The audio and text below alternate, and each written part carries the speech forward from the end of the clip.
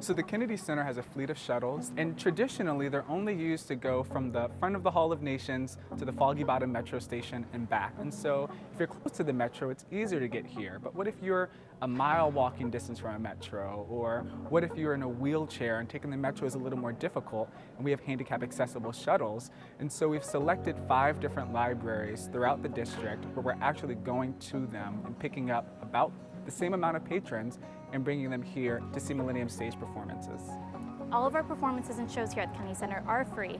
So in thinking through that, it's what are the other barriers and obstacles to coming to those performances? So there's cost, but then there's also just the ability to understand what is going on at the center and who these shows and performances belong to. And a big obstacle to that is language. So we actually translated the materials for all the registration for Impactful Connections into Spanish. So that way there's no language barrier. All of the registration pages, confirmation emails, and even those who will be on the shuttle today will be able to provide services in both English and Spanish. So social impact is a relatively new department at the Kennedy Center.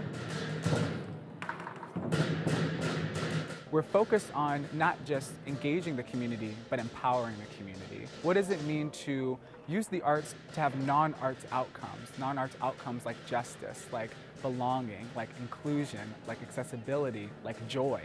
And that's the work that we get to take on every day, and we get to work with all of our colleagues at the center throughout the district and across the country to continue to make sure that that work is embedded here at the Kennedy Center, but it's also started to be embedded in other institutions and partner organizations that we work with.